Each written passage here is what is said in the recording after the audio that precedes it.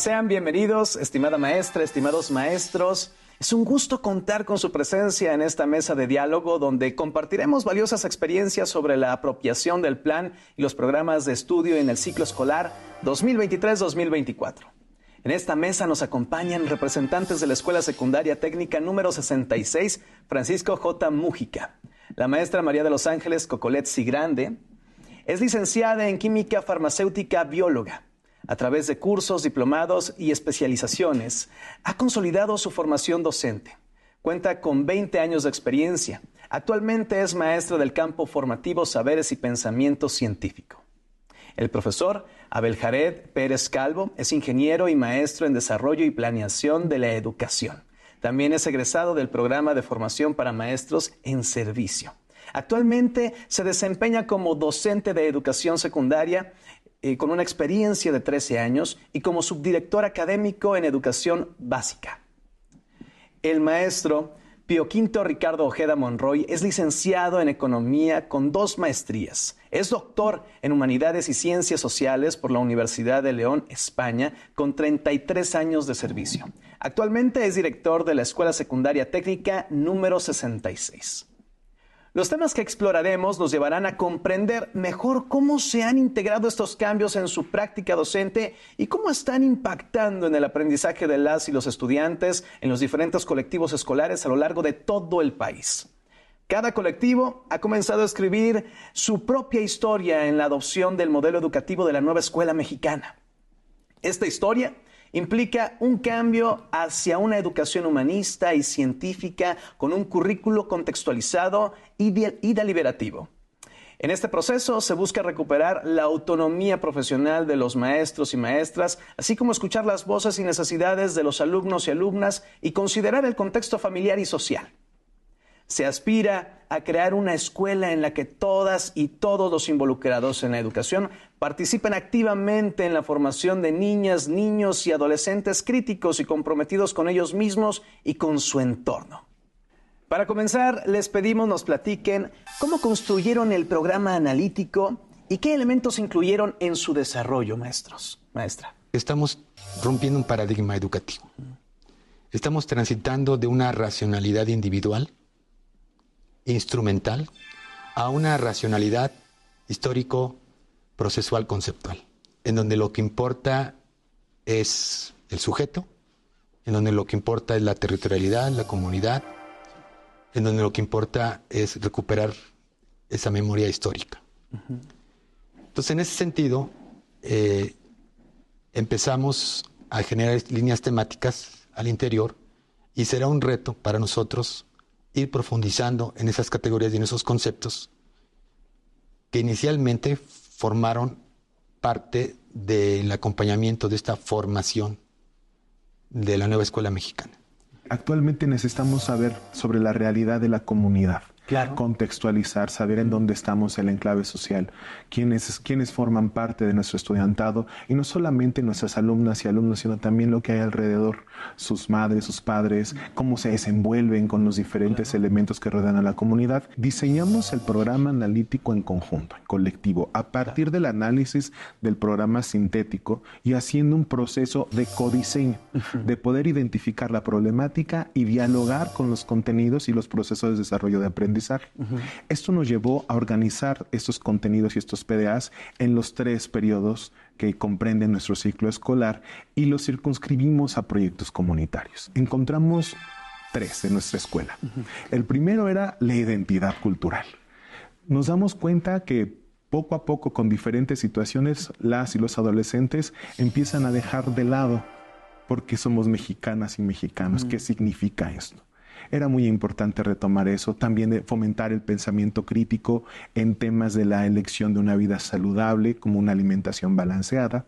Otro momento que también fue importante era poder reconocer a la lectura, al arte, a la ciencia como elementos que se aplican a la vida cotidiana y que lo que se enseña o se aprende en la escuela sirve para todo, no solamente como bagaje cultural, sino que lo utilizamos en el diario vivir. Entonces, maestros, maestra, ¿cómo realizaron la contextualización y la inclusión de nuevos contenidos? El programa analítico es nuestro nuestra visión global. Y para poder tener esta visión global necesitamos recuperar lo que sucede en nuestra realidad. Esta contextualización vino de las diferentes problemáticas. Es que hablamos al inicio. Exactamente. Y así pudimos nosotros trazar toda una ruta a lo largo del ciclo escolar. Eso nos ayudó a generar una vinculación entre los contenidos, los procesos de desarrollo de aprendizaje, una sugerencia didáctica que incluía el eje articulador pertinente, desagregados en los 3 periodos que comprenden el ciclo escolar. Contextualizamos todos estos contenidos. Fue una tarea ardua, de mucho diálogo. Nos sentamos a platicar entre grados, entre campos formativos. Nos costó trabajo, pero al final tuvimos una visión general. Era un plano superior para después bajar al plano didáctico y que esta contextualización llegara a las aulas. Y entonces se emanaran diferentes secuencias didácticas para generar una clase o un proyecto de aula, o como lo hicimos los proyectos comunitarios, uno en cada periodo. Maestro, ¿nos pueden platicar sobre algunas de sus planeaciones didácticas? ¿Qué consideraron para su diseño? ¿Qué retomaron del programa analítico? ¿Y qué elementos contiene? En una plática que tuvimos la maestra Coco, yo ya se me acercaba y me decía, maestro Jared, ¿cómo vamos a aterrizar el proyecto en mi planeación? ¿Qué tema voy a tomar? ¿De qué manera voy a involucrar a mis estudiantes? Y nos preguntamos a partir de la realidad, y era nuestra segunda problemática, ¿no? Que tenía que ver la elección de una vida saludable a través del pensamiento crítico, y notamos que los estudiantes, las chicas, los chicos comen mucho picante. Y a partir de ahí se generó toda una idea y un debate con los estudiantes, a lo cual la pregunta que detonaba la planeación era ¿por qué pica un chile? Y entonces cuéntenos, maestra Coco, ¿cómo fue que sus estudiantes empezaron a hacerle preguntas? Y de ahí tomó forma el proyecto que nosotros habíamos planeado, pero que se transformó cuando llegó al aula. Sí, efectivamente, esa fue una de las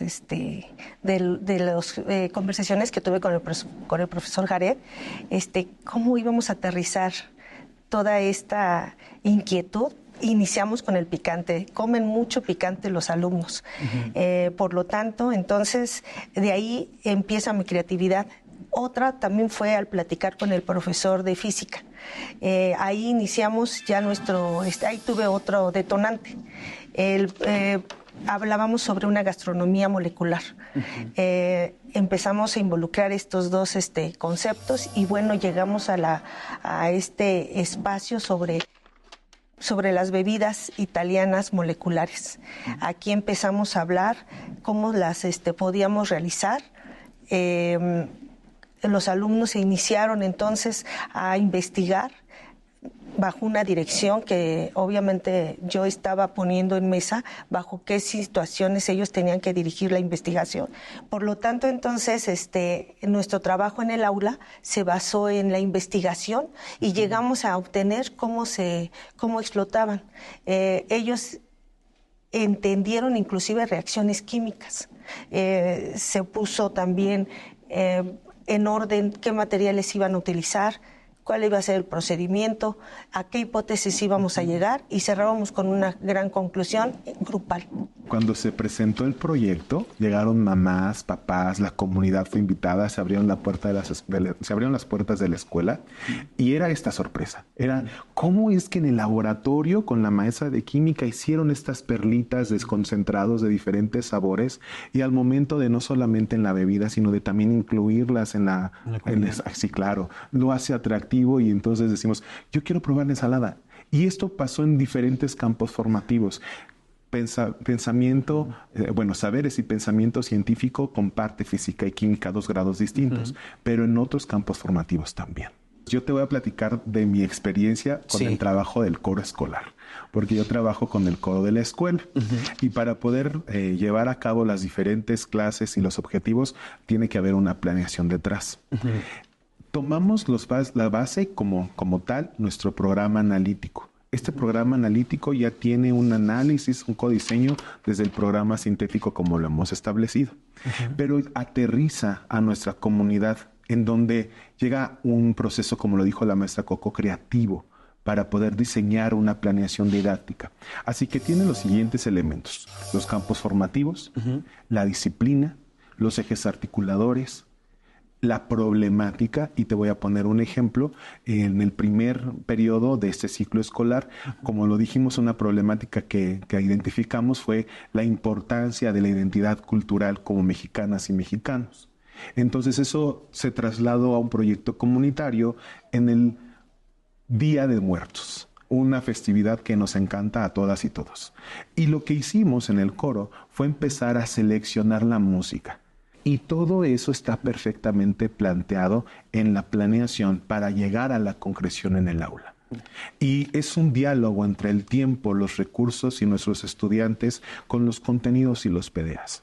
Esto nos permitió en nuestro coro poder tener una presentación de música, de canto y de baile con un atavío de... Teníamos jarochas, teníamos chapanecas, teníamos jóvenes vestidos con ese traje típico del son jarocho y caracterizados como catrinas y catrines. Entonces empezó todo un diálogo con la planeación, con los estudiantes y al final con la comunidad, porque también disfrutaron de ese performance. Maestra, desde su experiencia, ¿nos podría platicar algo? Sí, algo importante es que la planeación didáctica hemos llegado en colectivo, que es la herramienta que nos permite principalmente organizar el pensamiento y la acción para llevarla al aula. Eso es muy importante. Y después de ahí ya tenemos que identificar el objetivo para que después podamos retomar los contenidos y los procesos de aprendizaje. Los PDAs, mejor dicho. Eso es lo importante que tenemos que hacer para iniciar nuestra planeación. ¿Cómo han realizado la evaluación formativa? ¿En qué momento la llevaron a cabo? ¿Y qué ajustes hicieron en su planeación a partir de esta? Bueno, la evaluación formativa la llevamos en todo. En todo momento la llevamos. La evaluación formativa debe ser un proceso continuo, constante en el aula. Y tiene muchos retos, Enrique, porque actualmente los tamaños del grupo importan. En algún grupo son 45, en algún grupo son 46. Vamos, a lo mejor están similares, pero son distintos tamaños en los grupos. ¿Y cómo evaluar de manera formativa a 46 estudiantes? Este es un reto que seguramente maestras y maestros de todo el territorio nacional viven, y hoy queremos compartirles algunos tips. El proceso de evaluación formativa requiere que observemos no solamente lo que nuestro estudiante, nuestra alumna sabe, sino cómo piensa. Y este es un proceso de todos los días y de todo momento. Así que necesitamos diferentes estrategias, técnicas e instrumentos. Y hoy les quiero compartir dos. A nosotros nos gusta como maestros y como maestras pasar a las filas y observar lo que están haciendo y brindar retroalimentación, es importante. Pero cuando son grupos muy grandes podemos perder de vista al grupo completo y tener a lo mejor diferentes problemáticas. Hoy les sugiero la primera, que es una semaforización. Con nuestros estudiantes nosotros elegimos un color y fue el verde cuando nosotros sabemos que ya comprendimos de lo que estamos hablando. El amarillo cuando nos hace falta un poquito más y el rojo cuando necesitamos mucho más apoyo. Se hacen pequeñas paletas de colores y cuando hacemos la pregunta, las y los estudiantes levantan su paletita y de manera general visionamos esa semaforización en el grupo. Y es muy útil porque nos permite como docentes reorientar la enseñanza. La evaluación formativa, Enrique, se centra en encontrar el error y buscar una ruta de mejora. Cómo es que nosotros podemos retroalimentar, brindar devolución a nuestros estudiantes para que surja un proceso de mejora. Así que la evaluación formativa va en dos vías. Cómo nuestro estudiante, nuestra alumna se autorregula, autorreflexiona y busca un proceso de aprendizaje distinto al que no le funcionó. Y nosotros como maestras y maestros nos da la oportunidad de saber cómo reorientar nuestra enseñanza. Si es que tengo que cambiar la manera en la que expliqué un tema, si es que tengo que buscar otra estrategia de evaluación. Los elementos que necesite yo cambiar en mi planeación, como lo decías, el ajuste pertinente para que la evaluación sea un disfrute y no sea algo punitivo. ¿Por qué un disfrute? Porque nos va a permitir saber qué es lo que logramos y para dónde vamos. El diálogo, pero inclusive también le podríamos dar una retroalimentación más personalizada. En ciencias eso es muy importante, que se acerquen y que se les diga ya en forma particular cómo se está llevando a cabo el proceso y ver esa carita de decir, sí, ya lo entendí. Bueno, ahí estamos ajustando y bueno, con la semaforización que nos comenta el profesor Jared, ellos no se ven evidenciados. Eso es bien importante, porque muchas veces ellos no lo quieren mencionar, pero bajo este tipo de metodologías podemos entonces abarcar abarcamos el 100% de la población. ¿Cómo contribuyeron los libros de texto gratuitos al enriquecimiento del diseño de la planeación didáctica? A la maestra Coco le gustó el libro de nuestros proyectos. Sí, ¿Por qué, maestra? Bueno, porque ahí nos orienta como profesores a seguir inclusive la metodología científica. Los alumnos, al estarla revisando y que además tiene varias prácticas para realizar, pues obviamente los va encaminando en cada una de estas experiencias, los va enseñando a ese campo formativo científico. Es muy importante que el alumno poco a poquito se vaya involucrando y se dé cuenta que inclusive lleva una sistematización en la realización de estas prácticas. Los libros de texto gratuitos lo trae desde el inicio en nuestra área de ciencias. Por lo tanto, bueno, yo sí estoy muy complacida con estos libros. Hay que estarlos revisando, hay que hacer que el alumno se involucre con los libros. En mi caso, el libro que a mí me gusta mucho es el de lenguajes y múltiples lenguajes, porque la parte artística está ahí y me gusta que la nueva escuela mexicana entienda al arte como un lenguaje. Claro. Algo que es diferente, que es innovador y que definitivamente debía suceder. Así que en las diferentes colecciones de los libros de lenguajes hay lecturas y las hemos retomado, por ejemplo, para hacer beatbox, para poder leer a Sor Juana y musicalizar un poema. Y aunque no se toma tal cual o se clona, por ejemplo, el proyecto, sí sirven de inspiración y sirven de elementos. En biología tomaron en consideración del libro de lenguajes una lectura sobre la teoría del color. Y esa teoría del color nos hablaba sobre todo lo que es la biología de cómo es que se percibe el color. Se hicieron alebrijes en el primer periodo en biología y construyeron estas figuras con la teoría del color que encontraron en ese apartado. Pero no solamente eso, sino que también se vinculó con otras disciplinas porque se convirtió en un proceso de elección para las esferitas. Porque esas esferitas también obedecían a diferentes colores con los sabores de los concentrados y cómo es que jugaban con las ensaladas y qué color era el que le iba. Así que hubo una gran interdisciplinariedad con estos libros de texto, algo que nos pareció muy atractivo. Les pido por favor que nos platiquen, maestros, maestra, ¿qué aspectos han ido modificando tanto en el programa analítico como en la planeación didáctica? Tenemos que darnos cuenta que sí nos funcionó en un momento y que en otro momento ya no.